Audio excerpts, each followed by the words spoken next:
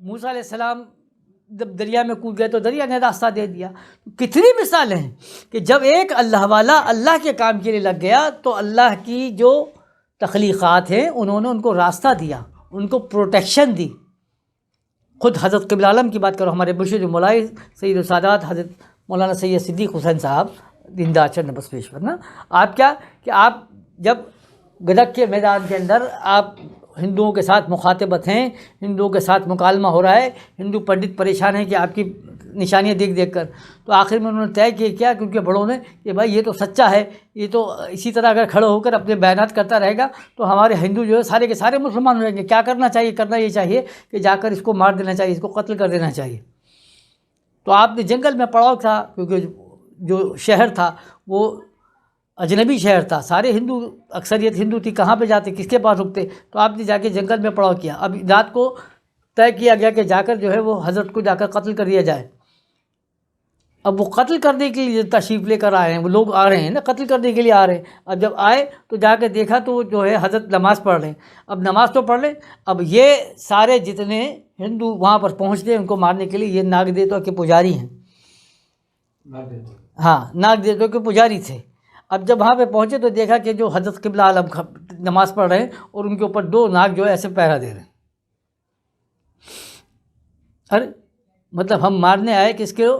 ایک ایسے شخص کو جو ان کے نزدیک یہ ہے کہ وہ غلط ہے یا فلاں ہے. اب اس کی پوجا کون کر رہا ہے، اس کی عبادت کون کر رہا ہے، یا اس کی حفاظت کون کر رہا ہے؟ وہ خود ناگ دیوتا کر رہے ہیں. جس کو دیوتا مانتے ہیں وہ حفاظت. اب مارنے کے لیے بڑھتے ہیں تو وہ ناگ آگے آتا ہے. تو پریشان ہو گئے. کیا؟ تو بات یہ چلی کہ جب اللہ کے کام کے لیے آپ لگ گئے تو اللہ نے کیا کیا؟ اپنی مخلوقات کو آپ کے کام میں لگا دیا. پھر انسان پریشان. اب ہم جب بات کرتے ہیں نا کہ شق القمر کا واقعہ آپ پڑھ رہے ہوتے ہیں کہ رسول اللہ کریم صلی اللہ علیہ وسلم نے چاند کو اشارہ کیا تو چاند کیا ہوا؟ دو ٹکڑے ہو گیا. ارے تو چاند کو دو ٹکڑے ہونا ہی تھا نا، کیونکہ چاند کس کے لیے؟ اللہ کے لیے. اشارہ کرنے والا کون؟ اللہ کا محبوب ہے. تو ڈوبتا چاند جو ہے، ڈوبتا سورج ہے، اگر اس کو واپس لے کر آ جائے یا چاند کو اشارہ کر دے تو دو ٹکڑے ہو جائے، یا اگر جانور کو اشارہ کرے تو اس میں کلام پیدا ہو جائے، یا حجر کو اشارہ کرے تو وہ کلام کرنا شروع کر دے، تو یہ بعید از عقل اس لیے کیوں نہیں؟ اس لیے کہ وہ کائنات کا بالحق ہے، وہ کائنات کی چیزیں ہیں. اللہ نے انسان کی خدمت کے لیے پیدا کیا، مگر شرط کیا ہے کہ انسان اللہ کی خدمت پہ لگ جائے. تو ایک اللہ والا کیا ہوتا ہے؟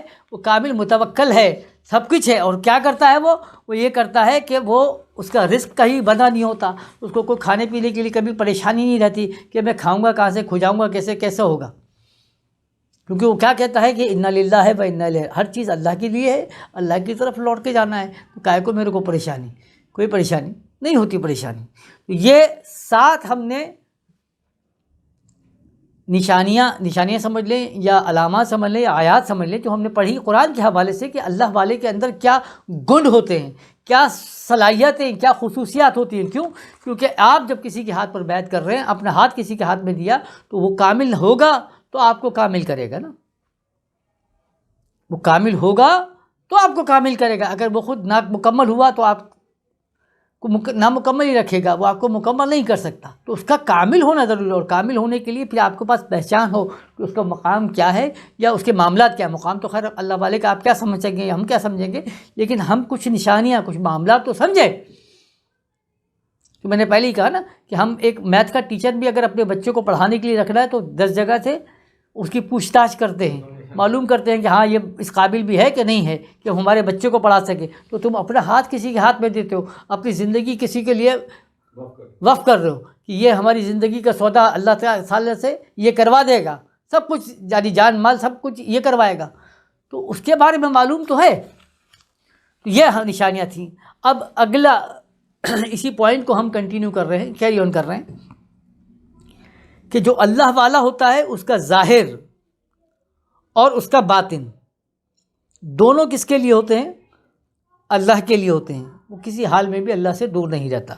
یا ایھا الذین آمنوا اتقوا اللہ حق تقاتہ ولا تموتن الا وانتم مسلمون. اللہ فرماتا ہے کہ اے ایمان والو، کیا ہے کہ اللہ کا تقوی اختیار کرو جیسے کہ اس کا تقوی اختیار کرنے کا حق ہے. ولا تموتن الا وانتم مسلمون. اور دیکھو کہ مرنا نہیں مگر اس حال میں کہ تم مسلمان ہو. تو انسان کا ظاہر اور اس کا باطن کیا ہوتا ہے؟